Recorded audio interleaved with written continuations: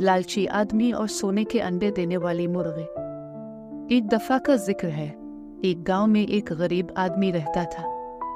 इसके पास एक खास मुर्गी थी जो हर रोज एक चमकता हुआ सोने का अंडा देती थी।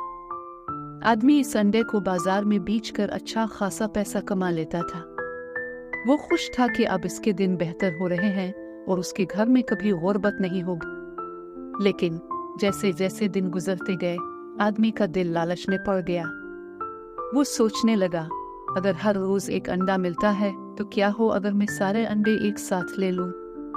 तब तो मैं फौरन बहुत अमीर हो जाऊंगा। आदमी ने यह फैसला कर लिया कि वो मुर्गी को काट कर उसके अंदर से तमाम अंडे निकाल लेगा। वो खुद को यकीन दिला रहा था, मुर्गी के अंदर खजाना ही खजाना होगा। तो एक दिन उसने अपनी मुर्गी को मार डाला और जल्दी से इसके अंदर देखा।